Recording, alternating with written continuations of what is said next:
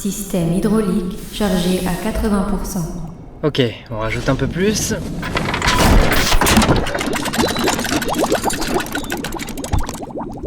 Système hydraulique opérationnel. Synchronisation des éléments en cours. Initialisation de la machine The Ride to Happiness. Les premiers visiteurs sont arrivés. Ils patientent dans le labyrinthe énergétique du système. Parfait, une bonne chose de faite. Oh, bonjour, bienvenue dans ce 8e épisode d'Histoire d'attraction. Et aujourd'hui, on est dans cette magnifique machine qu'est The Ride to Happiness. Et j'en suis le technicien. Bon, j'imagine que vous vous posez sûrement la question de pourquoi cette machine. Eh bien, laissez-moi vous raconter une histoire. Depuis plusieurs années, une terre magique est implantée en Belgique, Tomorrowland. Une ville impressionnante, aux structures fantastiques et surnaturelles. Chaque année, Tomorrowland se métamorphose en une ville nouvelle, représentant un nouveau conte. Le livre de la sagesse, l'histoire de Planexis ou encore Amirocum Spectaculum. Mais vous vous demandez sûrement à quoi sert cette ville ? À rassembler des milliers de gens du monde entier réunis pour célébrer à travers la musique. Et ce, avec un credo unique, vivre aujourd'hui, aimer demain et s'unir pour toujours. Mais un beau jour, Tomorrowland décide de s'étendre et de proposer au monde entier de nouveaux moyens de se réunir afin de célébrer à travers des univers magiques. Et parmi ces créations est créée une machine spectaculaire permettant de stimuler tous les sens de visiteurs courageux d'une manière qui n'a jamais été faite auparavant, The Ride to Happiness, qu'on pourrait traduire en français le voyage vers le bonheur. Une machine aux sensations très impressionnantes, comportant des wagons tournant sur eux-mêmes, fonctionnant grâce à l'association de 4 éléments de la nature, l'air, la terre, l'eau et le feu. Et cette invention, particulièrement appréciée par les amateurs européens de montagnes russes, s'est implantée ici, dans le parc d'attractions Plopsaland de Panne. Bon, maintenant, vous vous questionnez peut-être sur autre chose. Qu'est-ce que Plopsaland, si vous ne connaissez pas, et comment ce très impressionnant rollercoaster unique en Europe, sur le thème d'un des festivals de musique électro les plus connus au monde nommé Tomorrowland, a atterri dans ce parc belge de base particulièrement familiale ? Eh bien pour ce faire, le temps que la machine se mette en route, remontons à peu près 100 ans en arrière. Nous sommes en 1925. Un jeune commerçant belge de 18 ans, Albéric Florisson, commence à vendre son miel. Alors oui, je sais, on est très loin de l'ambiance électro de Tomorrowland, mais ne vous inquiétez pas, on y arrive à un moment donné. Au fil des années, son activité grandit, et vers 1935, il conçoit la fabrique de miel Mélie.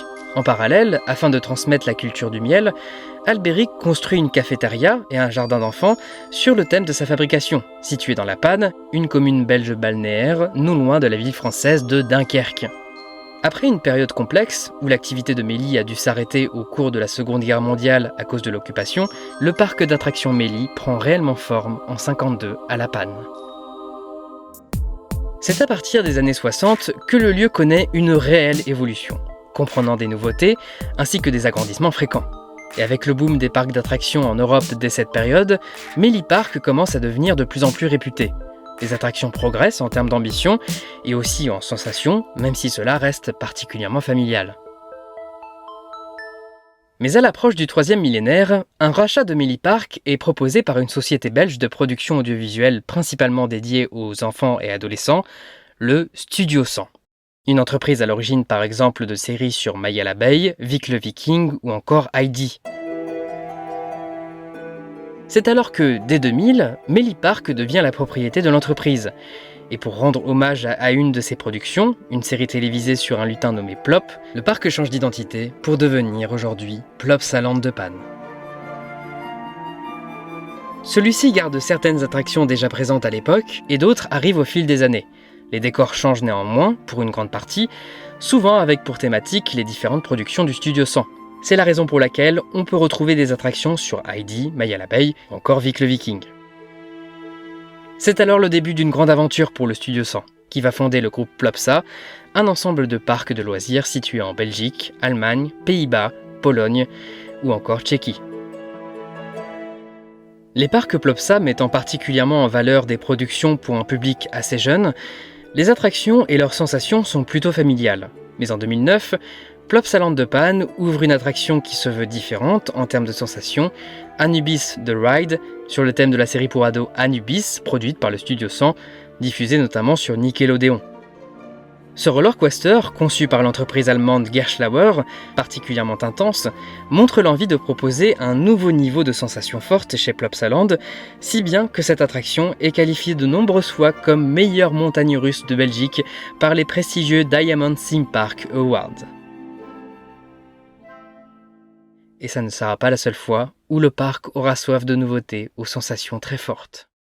Mais avant d'en reparler, il est temps pour nous de se pencher sur un autre sujet que j'ai déjà eu l'occasion de mettre en avant dans l'épisode 4 d'Histoire d'attraction, Mack Rides. Alors déjà, petit récap, surtout pour les gens qui n'auraient pas déjà écouté l'épisode 4 du podcast. Mack Rides est une entreprise de conception d'attractions mondialement connue, créée et gérée par la famille allemande Mack, à l'origine du célèbre parc d'attractions Europa Park en Allemagne. Dans cet épisode, nous nous étions arrêtés notamment sur l'ouverture du Blue Fire, un roller coaster très impressionnant d'Europa Park pour les plus téméraires, créé par l'atelier de Mack Rides, une attraction qui est un énorme succès. Et de ce fait, Europa Park, servant de vitrine des attractions Mack Rides auprès du monde entier, la famille Mack décide de proposer des duplications, mais aussi des déclinaisons du modèle de montagne russe du Blue Fire auprès d'autres parcs. À l'occasion, les Mack profitent du Blue Fire pour faire des tests de nouveaux prototypes de véhicules. Et en novembre 2015, Mack Rides sort sur YouTube une vidéo sur un nouveau test de véhicule sur Blue Fire, un wagon de spinning coaster. Les spinning coasters, ce sont des montagnes russes où les wagons peuvent tourner sur eux-mêmes. Et les montagnes russes des spinning coasters sont souvent dédiées à un public plutôt familial, ce que Mack Rides a déjà eu l'occasion de faire pour une des attractions d'Europa Park, Euromir. Mais avec le Blue Fire, l'entreprise des Mack crée un modèle particulièrement inédit de spinning coaster, aux sensations assez intenses, le Extreme Spinning Coaster. En combinant les atouts du Blue Fire, avec ses figures renversantes et son système de lancement, ainsi que le principe de rotation du spinning coaster, les sensations semblent significativement prometteuses et créent de l'enthousiasme. C'est ainsi que le tout premier modèle d'Extreme Spinning Coaster au monde ouvre dans le parc Silver Dollar City aux États-Unis, sous le nom de Time Traveler en 2018.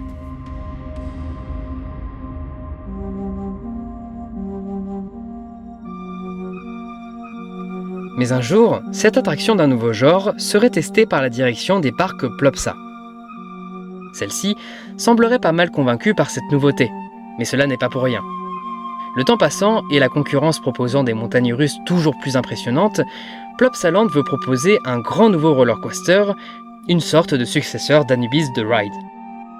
Et de ce fait, la direction de Plopsa décide de jouer une très grosse carte créant la surprise en annonçant en 2019 l'installation de ce modèle Mack Rides à Plopsaland, ce qui serait alors une exclusivité européenne et un projet très sensationnel. C'est alors que les travaux commencent. Nommée au départ Robo Spinner, l'attraction n'a de base pas de thématique officielle posée. Mais le choix de reprendre l'esthétique des wagons de l'attraction Time Traveler mène le parc à penser à un univers plutôt steampunk, c'est-à-dire un futur imaginé dans l'époque victorienne. Cependant, il faut un peu de temps avant que Plopsaland choisisse réellement le thème de l'attraction. Faut-il se baser sur un univers original, une production du Studio 100 ? Eh bien, ni l'un ni l'autre. Le groupe Plopsa va décider de faire les choses autrement. Ce dernier se rapproche du festival de musique électro-belge mondialement connu dont je vous parlais au début de cet épisode, Tomorrowland. Ce festival, né en 2005, au-delà de ses artistes, est aujourd'hui notamment connu pour une chose, sa scénographie qui est impressionnante. Des décors et des mises en scène monstrueux, une direction artistique visuelle hyper détaillée et des univers magiques et fantastiques qui changent tous les ans. Une opportunité en termes de thématique que Plopsa décide de saisir. Ce dernier propose alors à l'équipe créative de Tomorrowland de collaborer afin de créer l'univers de l'attraction que j'ai commencé à vous présenter, et c'est alors que ce roller coaster est baptisé The Ride to Happiness by Tomorrowland.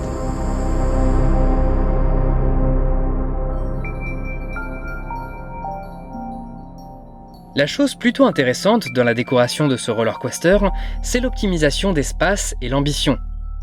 La zone comprenant la station, l'entrée et la file d'attente, n'étant pas très grande comparée à d'autres attractions de cette envergure que l'on pourrait trouver, The Ride to Happiness utilise chaque élément à son avantage.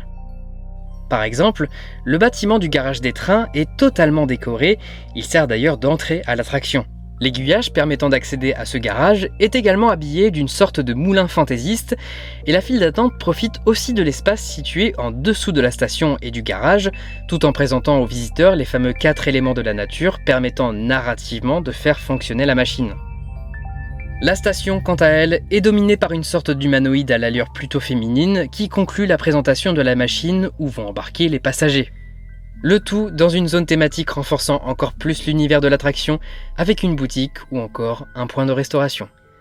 Un décor notamment créé par la société belge de production créative multidisciplinaire Fisheye, et cela n'est pas anodin puisque celle-ci a déjà travaillé sur quelques projets de thématisation, non seulement avec le festival Tomorrowland, mais aussi avec le groupe Plopsa.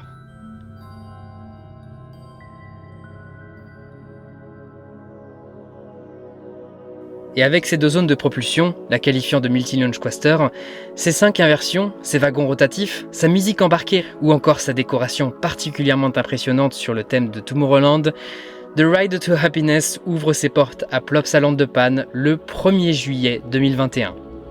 Et la même année, cette attraction est déjà récompensée avec le prix de meilleure nouvelle montagne russe d'Europe aux European Star Awards. Mais pourquoi je vous parle de cette attraction ? Et bien notamment pour son importance à différentes échelles. Importante auprès des amateurs de sensations fortes, de fans européens de parcs d'attractions et de roller coasters, dont beaucoup considèrent cette attraction comme faisant partie des meilleures montagnes russes du continent aux sensations uniques. Importante pour Plopsaland, qui a fait preuve d'une action surprenante en proposant un roller coaster intense et inédit en Europe, montrant sa volonté d'aller au-delà d'un parc pour enfants et jeunes ados. Également pour Tomorrowland, qui fait ses premiers pas dans la thématisation d'attractions et pourrait, semble-t-il, contribuer à nouveau sur un projet avec le groupe Plopsa. Aussi pour la Belgique, qui montre sa possibilité d'avoir des attractions particulièrement intéressantes. Ou encore importante pour Mack Rides, qui dote l'Europe d'un nouveau prototype de montagne russe pouvant être prometteur pour l'avenir des parcs d'attractions. Il ne reste plus qu'à voir son impact sur le long terme, que ce soit sur cette innovation des Mack, mais aussi sur l'avenir de Plopsaland. Et je dirais importante pour moi aussi. On ne va pas se mentir, en termes de sensations fortes, c'est l'une de mes attractions préférées. J'ai eu l'occasion de l'enchaîner 6 fois en un jour, je ne m'en suis pas lassé. Initialisation terminée. Machine opérationnelle. Ah super. Les gens ont traversé le labyrinthe énergétique, ils sont à bord de l'attraction. Alors c'est parti pour le lancement de la machine. Et c'est ainsi que s'achève cet épisode sur The Ride to Happiness. Merci beaucoup de l'avoir écouté, j'espère qu'il vous a plu. Celui-ci signe également la fin de la première saison d'Histoire d'attraction. J'en profite pour vous remercier énormément d'avoir été de plus en plus nombreux à suivre cette aventure qui me tient vraiment très à cœur. Le podcast va faire une pause de quelques mois pour préparer la saison 2 que j'ai déjà très hâte de vous présenter. Pour être tenu au courant, je vous invite notamment à vous abonner à la page Instagram ou Facebook du podcast qui restera active d'ici là. Et pour être sûr de ne rien louper, vous pouvez également vous abonner au podcast sur la plateforme de votre choix. Je vous remercie encore, et sur ce, c'était Benjamin, et je vous dis à la prochaine pour une nouvelle saison d'Histoire d'attraction. Salut! Chers amis, vous avez été guidés à travers les labyrinthes énergétiques jusqu'à cet endroit. Vous n'êtes plus qu'à quelques pas du bonheur. Dans quelques instants, vous découvrirez où la nature embrasse votre être intérieur. Chérissez ce moment quand celui-ci arrivera. Vivez aujourd'hui, aimez demain. Unissez-vous pour toujours.